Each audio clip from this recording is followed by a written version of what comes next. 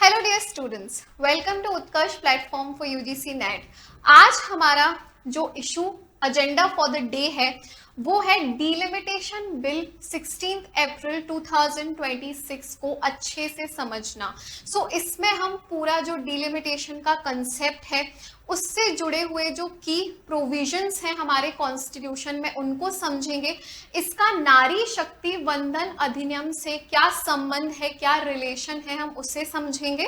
Right. और इससे संबंधित क्या क्या आपके जो पॉलिटिशियंस हैं, जैसे आपके अपोजिशन लीडर्स हैं, शशि थरूर हैं, एम.के. स्टालिन हैं, उनके क्या कंसर्न्स हैं, उनके क्या व्यूज हैं, पॉइंट ऑफ व्यूज हैं, पर्सपेक्टिव्स, पीओवीज हैं, इन सारी चीजों को आज हम देखेंगे इस सेशन में, राइट। चलिए, सबसे पहले we are going to discuss about this delimitation move. Delimitation bill 2026 को union law minister Arjun Ram Meghwal Lok Sabha के अंदर इंट्रोड्यूस करते हैं। इसमें फर्स्ट एंड फॉरमोस्ट जो हमें समझना है, व्हाट इज एग्जैक्टली डीलिमिटेशन, परिसीमन का जो पूरा कंसेप्ट है वो क्या है। बेसिकली जैसा कि हमारे पॉलिटिकल साइंस वाले या नॉर्मल स्टूडेंट्स जो हैं उनको ये पता होगा कि हमारा जो पहले हम आर्टिकल से संबंधित ही चर्चा कर लेते हैं, राइट। आपके जो लोकसभा है एंड विधानसभा है, इसके अंदर आपके जो सीट एलोकेशन होता है, स्टेट्स को जो सीट्स लोकसभा और विधानसभा में एलोकेट की जाती हैं वो बेसिकली आपके पॉपुलेशन यानी जनसंख्या के आधार पर की जाती हैं, राइट। और दूसरा आपके जो इलेक्टोरल कॉन्स्टिट्यूएंसीज हैं, निर्वाचन क्षेत्र हैं, उनकी जो बाउंड्रीज हैं, सीमाएं हैं, उनको भी एक तरीके से रीएडजस्ट किया जाता है पॉपुलेशन के हिसाब से। ऐसा हमारे संविधान में प्रावधान है, प्रोविजन है, राइट। बेसिकली डीलिमिटेशन कमीशन के जो फंक्शंस हैं, कार्य हैं, वो दो चीजों पर बेस्ड हैं। एक तो आपका है रीएडजस्टमेंट ऑफ बाउंड्रीज, यानी कि आपके जो निर्वाचन क्षेत्र हैं, इलेक्टोरल कॉन्स्टिट्यूएंसी की बाउंड्रीज को इस प्रकार से रीएडजस्ट करना कि आपका जो पॉपुलेशन है हर कॉन्स्टिट्यूएंसी में इक्वल हो और फिर पॉपुलेशन के अकॉर्डिंग जो राज्य हैं, स्टेट हैं, उनको लोकसभा और विधानसभा में एडिक्वेट तरीके से क्या मिले, रिप्रेजेंटेशन मिले। इस चीज को इंश्योर करने का काम जो है हमारे कॉन्स्टिट्यूशन में है और ये डीलिमिटेशन कमीशन के द्वारा किया जाता है। तो इसमें लोकसभा में जो डीलिमिटेशन कमीशन की अगर हम बात करें तो ये आर्टिकल 82 के अंडर में आता है, और अगर हम विधानसभा की बात करें तो आर्टिकल 170 यहाँ पर आ जाता है। इस डीलिमिटेशन कमीशन का जो गठन है वो पार्लियामेंट करता है। अब इसमें एक बहुत इंटरेस्टिंग फैक्ट जो हमारे लिए जानना बहुत जरूरी है वो ये है कि ये जो अपडेशन होगा, यानी यहाँ पर एक फैक्टर है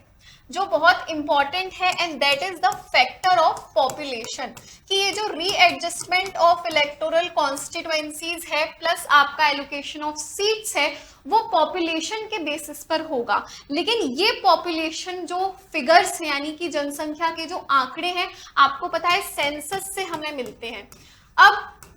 यहाँ पर इंटरेस्टिंग बात ये है कि पार्लियामेंट को ये भी अधिकार है डिटरमाइन करने का कैसे डीलिमिटेशन एक्ट के थ्रू कि हम जो है कौन से सेंसस फिगर्स के हिसाब से बाउंड्रीज को रीएडजस्ट करेंगे और कौन से सेंसस फिगर्स के हिसाब से हम क्या करेंगे, सीट एलोकेशन करेंगे। अब ये सेंसस फिगर्स के हिसाब से जो ये पूरे दो प्रोविजंस है, readjustment of boundaries and seat allocation, ये जो प्रोविजन है ओरिजिनली आपके कॉन्स्टिट्यूशन में ये अपडेट करने के लिए है कि जैसे जैसे आपका जो है सेंसस होते जाएगा, नए पॉपुलेशन के जो फिगर्स हैं, आंकड़े हैं, आपके पास आते जाएंगे, उस हिसाब से ये जो दो काम है डीलिमिटेशन कमीशन क्या कर देगा, लेटेस्ट सेंसस फिगर्स के हिसाब से इन दो प्रोविजंस को अपडेट कर देगा। अब अगर हम बात करें जो स्टेट्स का सीट एलोकेशन है इन लोकसभा एंड विधानसभा, ये अभी तक हम 1971 के सेंसस फिगर्स के हिसाब से करते हैं। और ऐसा जो डिसीजन है वो बेसिकली आपके ये 42nd जो कॉन्स्टिट्यूशनल अमेंडमेंट एक्ट है, जिसे कभी कभी हम, जो कि केशवानंद भारती केस का जो बदलाव हुआ था उसके बाद में आया था, जिसे हम मिनी कॉन्स्टिट्यूशन भी कह देते हैं, इसमें जो बदलाव हुए, so it's 42nd constitutional amendment act के अंडर में ही हम क्या करते हैं कि हम 1971 के सेंसस फिगर्स के हिसाब से, जो जनसंख्या के आंकड़े हैं उसी के हिसाब से क्या करते हैं, डिफरेंट जो हमारे स्टेट्स हैं, राज्य हैं, उनको सीट एलोकेट करते हैं इन लोकसभा एंड विधानसभा। तो अब आपके दिमाग में एक क्वेश्चन आ रहा होगा कि ये सीट एलोकेशन जो है इतने पुराने सेंसस फिगर्स के हिसाब से क्यों है। तो इसका एक कारण है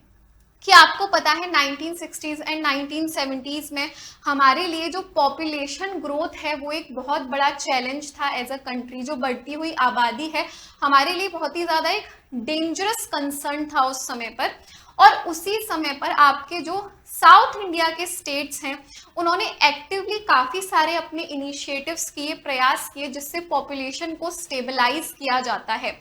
तो उनका ये मानना था कि जो नॉर्थ इंडिया के स्टेट्स हैं जहां पर पॉपुलेशन बहुत ज्यादा है और वहीं साउथ इंडिया के जो स्टेट्स हैं वो पॉपुलेशन को कर्ब करने के लिए, पॉपुलेशन स्टेबलाइजेशन के ऊपर काम कर रहे हैं, तो अगर सिर्फ पॉपुलेशन के आधार पर नॉर्थ इंडियन स्टेट्स को ज्यादा सीट एलोकेट कर दी गई तो ये सरासर जो साउथ इंडियन स्टेट्स हैं उनके साथ में तो अनफेयर है, इनजस्टिस है, राइट। यानी कि उनको उनके पॉपुलेशन स्टेबलाइजेशन के जो अच्छा काम है उसके लिए एक तरीके से पेनलाइज किया जा रहा है, पनिश किया जा रहा है, राइट। तो ये एक कंसर्न था जिसकी वजह से जो क्रिटिसिज्म है हम आगे चलकर देखेंगे, राइट। सो ये छोटा सा हमारा डिलिमिटेशन का कंसेप्ट है। अब इससे जुड़े हुए हम कुछ फैक्ट्स देखते हैं। सबसे पहले आपका जो आर्टिकल 82 है वो क्या करता है, readjustment after census mandates readjustment of Lok Sabha seats and constituency after each census, की जो लेटेस्ट सेंसस फिगर्स होते हैं उनके हिसाब से इलेक्टोरल बाउंड्रीज को रीएडजस्ट करना और सीट एलोकेशन का काम होता है, लोकसभा से संबंधित है। आर्टिकल 170 सिमिलर प्रोविजन है, सिमिलर ही आपका जो प्रावधान है जो कि विधानसभा यानी कि स्टेट असेंबली से संबंधित है।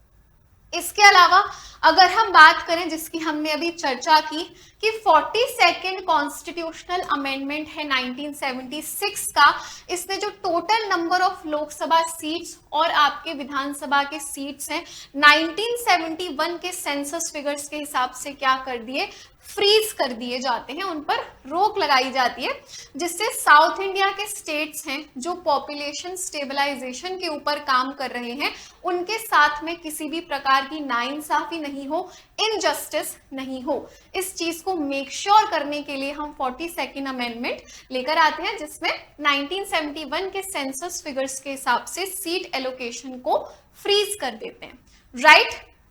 नाउ अपार्ट फ्रॉम दैट, अब ये जो फ्रीज ऑफ सीट एलोकेशन है 1971 सेंसस फिगर्स के हिसाब से, इसको 84th अमेंडमेंट एक्ट 2001 के बाद में क्या कर दिया जाता है, इसके अंडर में इस फ्रीज को एक्सटेंड कर दिया जाता है 2026 तक। This was done to encourage population stabilization policies. Again की साउथ इंडियन स्टेट्स जो पॉपुलेशन स्टेबलाइजेशन पर, जनसंख्या को कंट्रोल करने का, नियंत्रित करने के लिए जो प्रयास कर रहे हैं उनके साथ में उनको पनिश नहीं किया जा सके, किसी भी प्रकार से उनके साथ नाइंसाफी नहीं हो, इसीलिए हमने क्या किया कि 1971 सेंसस फिगर्स के हिसाब से जो सीट एलोकेशन को फ्रीज किया था 42nd अमेंडमेंट में, ये जो सिलसिला चल रहा था इसको 2026 तक हम और बढ़ा देते हैं, एक्सटेंड कर देते हैं अंडर 84th अमेंडमेंट एक्ट 2001। सो अगर हम करंट सिनेरियो की बात करें तो अभी भी हमारा जो सीट एलोकेशन है वो 1971 के सेंसस फिगर्स, जो जनसंख्या के आंकड़े हैं उन्हीं के हिसाब से होता है। नाउ कट टू हमारा जो लेटेस्ट कॉन्स्टिट्यूशनल डेवलपमेंट है कि अर्जुन राम मेघवाल जो यूनियन लॉ मिनिस्टर हैं, जिन्होंने डिलिमिटेशन बिल को लोकसभा में इंट्रोड्यूस किया है ऑन 16th ऑफ अप्रैल 2026। सो इस बिल से बेसिकली ये जो कॉन्स्टिट्यूशनल फ्रीज है सीट एलोकेशन का, इसको हटाने की बात की गई है। तो इसमें जो है हमारे दो इससे संबंधित लेजिस्लेशन और हैं, एंड दैट इज कि अगर हम वो जो 1971 सेंसस फिगर वाला जो फ्रीज है उसको, अगर जो रोक है उसको हटा देते हैं, विड्रॉ कर लेते हैं, तो आपके जो लोकसभा के सीट्स हैं वो इंक्रीज हो जाएंगे अराउंड आपके 543 से बढ़कर पॉसिबिलिटी है कि आपके 850 सीट्स तक जो है बढ़ सकते हैं under constitutional amendment bill of 131। Now अब ये जो सिमिलर प्रोविजंस हैं, इनको होम मिनिस्टर अमित शाह ने यूनियन टेरिटरीज लॉ को अमेंड करते हुए ये जो union territories of Delhi, Puducherry and Jammu and Kashmir में भी अप्लाई करने की, इम्प्लीमेंट या लागू करने की बात कही है। तो ये दो लेजिस्लेशंस हैं जो डिलिमिटेशन बिल से संबंधित हैं, जिसकी वजह से 1971 सेंसस फिगर्स में जो हमने डिलिमिटेशन को फ्रीज किया है उसको हम हटा लेंगे, जिससे लोकसभा की सीट्स इंक्रीज हो जाएंगी और इन प्रोविजंस को हम 3 यूटीज पर भी अप्लाई कर देंगे। सो ये डिलिमिटेशन बिल से संबंधित जानकारी है। अब एक और महत्वपूर्ण जो टर्निंग पॉइंट है वो ये आता है कि ये जो बिल है, रूलिंग पार्टी का ये बेसिकली क्लेम है, ये कहना है, बेसिकली उनका जो उद्देश्य है, ऑब्जेक्टिव है इस बिल को लाने के पीछे, वो ये है कि आपका 106th कॉन्स्टिट्यूशनल अमेंडमेंट एक्ट आया था 2023 में, जिसे हम क्या कहते हैं, नारी शक्ति वंदन अधिनियम। इस अधिनियम के तहत 33% जो आपके सीट्स हैं या फिर 33% रिजर्वेशन जो है विमेन यानी कि महिलाओं को दिया गया था इस अधिनियम के अंतर्गत आपके जो लोकसभा एंड विधानसभा यानी कि आपके जो स्टेट असेंबलीज हैं एंड आपका लोअर हाउस है दैट इज लोकसभा, तो वहां पर 33% ऑफ सीट्स जो है विमेन के लिए रिजर्व की जाएं। लेकिन अब इसमें एक ऑपरेशनल डिफिकल्टी ये थी कि ये एक्ट 2023 में आया, लेकिन इसको इम्प्लीमेंट किया जाने का जो इसमें प्रोविजन था, प्रावधान था, वो था कि 2023 के बाद में अगला जो सेंसस होगा, जिसकी बेसिकली आपका 2027 में जो कि हो पाएगा, उसके बाद में जब डिलिमिटेशन कमीशन बनेगा और आपके जो सीट्स हैं उसमें इंक्रीज होगा, उसके बाद में जो नारी शक्ति वंदन अधिनियम है उसे लागू किया जाएगा। तो इसमें काफी सारे जो अपोजिशन लीडर्स हैं उन्होंने क्वेश्चन किया कि जो नारी शक्ति वंदन अधिनियम इतना अच्छा एक इनिशिएटिव है विमेन को पॉलिटिक्स में रिप्रेजेंटेशन देने के लिए, और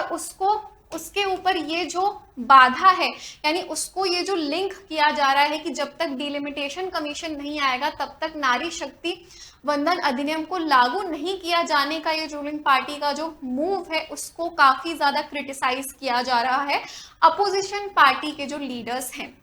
जैसे आपके कांग्रेस एमपी शशि थरूर हैं, उन्होंने ये कहा है कि लिंकिंग नारी शक्ति वंदन अधिनियम्स implementation to the delimitation act is holding the aspirations of women to hostage to one of the most contentious political exercise that is delimitation of history. यानी कि ये जो रूलिंग पार्टी का मूव है नारी शक्ति वंदन अधिनियम को उसके ऊपर ये जो ऑपरेशनल डिफिकल्टी लगा देने का, उसको डिलिमिटेशन से जोड़ने का, इसकी बहुत बढ़ चढ़कर आलोचना, इसका क्रिटिसिज्म हमें देखने को मिलता है by leaders of opposition party. Now on 17th April 2026 constitution 131st amendment bill है, उसको लोकसभा में जो है 2/3 मेजॉरिटी नहीं मिल पाती है, उसको बेसिकली रिजेक्ट कर दिया जाता है। तो अगर हम इसका करंट स्टेटस देखें तो ये जो बिल है गवर्नमेंट विड्रॉ कर लेती है, ये इफेक्ट में नहीं आ पाता है। लेकिन ये जो बिल है वो पूरी तरीके से इसमें सामर्थ्य है, इसमें कैपेबिलिटी है to basically alter the distribution of power and to change effectively the electoral map of India। तो इतना impactful ये बिल है जिससे जुड़े कुछ जो प्रोविजंस हैं उनके बारे में आपको पता होना चाहिए। नाउ इससे जुड़े कुछ कंसर्न्स हैं, जैसे कि आपके साउथ इंडियन स्टेट्स हैं जिनकी हमने चर्चा की, राइट। सो साउथ इंडियन स्टेट्स हैं, उनका ये मानना है कि बेसिकली उनके जो पॉपुलेशन स्टेबलाइजेशन के जो प्रयास रहे हैं, उन्होंने पॉपुलेशन को कंट्रोल करने के लिए जो इनिशिएटिव्स लिए हैं, उनको बेसिकली ये क्या करेगा, एक पीनलाइज किया जा रहा है उनके अच्छे कामों के लिए और उनको पनिश किया जा रहा है। क्योंकि लोकसभा के अगर जो सीट्स हैं वो बढ़ जाती हैं और उसमें वुमेन को भी रिप्रेजेंटेशन मिल रहा है, और डिलिमिटेशन कमीशन के बाद में अगर पॉपुलेशन के बेसिस पे हम नॉर्थ इंडियन स्टेट्स को ज्यादा रिप्रेजेंटेशन दे रहे हैं, तो कहीं ना कहीं इसमें नॉर्थ साउथ डिवाइड का एक कंसर्न बना हुआ है, जिसकी वजह से तमिलनाडु के जो चीफ मिनिस्टर हैं एम.के. स्टालिन इसे एक ब्लैक एक्ट के रूप में इसको जो है उन्होंने रिमार्क किया है कि ये delimitation act 131st constitutional amendment जो बिल है वो एक ब्लैक एक्ट है जो साउथर्न स्टेट्स को क्या कर रहा है, जबरदस्ती पनिश या पेनलाइज कर रहा है उनके पॉपुलेशन स्टेबलाइजेशन इनिशिएटिव्स के लिए, right. Apart from that Shashi Tharoor जो है कांग्रेस एमपी, वो भी इसको in the spirit of criticism कहते हैं कि it is a kind of political demonetization कह के इसको क्रिटिसाइज किया है। सो बेसिकली ये था आपका delimitation bill of 16 April 2026। Now अब हमारे कमिंग बैक टू जो स्टूडेंट्स हैं यूजीसी नेट के, जो यूजीसी नेट की तैयारी कर रहे हैं, जो उत्कर्ष प्लेटफॉर्म से बेसिकली अगर आप जुड़ना चाहेंगे तो इसमें हमारी आरंभ सीरीज चल रही है जिसका आप बहुत अच्छे से फायदा उठा सकते हैं, जिसमें हमारे पेपर 1 के सेशंस होते हैं free of cost on YouTube. इसके अलावा आपके सब्जेक्ट्स के सेशंस भी हैं, पॉलिटिकल साइंस के हैं, इंग्लिश है, ज्योग्राफी है, हिस्ट्री है एंड हिंदी है। अपार्ट फ्रॉम दैट आप बैचेज में भी इनरोल कर सकते हैं, राइट। जैसे पॉलिटिकल साइंस की आपके फ्री ऑफ कॉस्ट यूट्यूब पर एक पीक डिटेलिंग सीरीज चल रही है जिसमें हम वीकली जो है टॉपिक्स हैं, यूनिट्स हैं, उनको कवर करते हैं और वीकेंड पे PYQ based practice and revision करते हैं। आप इसका भी फायदा उठा सकते हैं, बहुत अच्छे से इसको यूज कर सकते हैं। फ्री ऑफ कॉस्ट आरंभ सीरीज का भी आप फायदा उठा सकते हैं। आपकी प्रिपरेशन तैयारी को बूस्ट करने के लिए आप हमारे एमसीक्यू बैचेस हैं उनमें भी इनरोल कर सकते हैं, क्योंकि प्रैक्टिस प्लस रिवीजन ये दो सबसे इंपॉर्टेंट टूल्स हैं आपके इस तैयारी के लिए, आपके इस जर्नी में। इसके अलावा आप जो है प्रतिज्ञा बैचेस चल रहे हैं हमारे पेपर 1 एंड पेपर 2 के, जिसको आप उसका भी आप फायदा उठा सकते हैं। पेड बैचेस में पूरा सिलेबस अगर आप सिस्टमैटिकली प्रिपेयर करना चाहते हैं तो आप प्रतिज्ञा बैच में एनरोल कर सकते हैं, राइट। अपार्ट फ्रॉम दैट लक्ष्य बैचेस भी हमारे चल रहे हैं for Hindi, history and psychology, उसमें भी आप एनरोल कर सकते हैं। So basically students history and Hindi के भी बैचेस हैं, इनमें भी आप एनरोल कर सकते हैं। सो स्टूडेंट्स ये था हमारा डिलिमिटेशन बिल और यूजीसी नेट के जितने भी एस्पिरेंट्स हैं, पीक डिटेलिंग सीरीज जो हमारी चल रही है उसके सेशंस में हम मिलते रहेंगे, राइट। इसी के साथ आज के लिए इतना ही। I wish you guys a very very good day.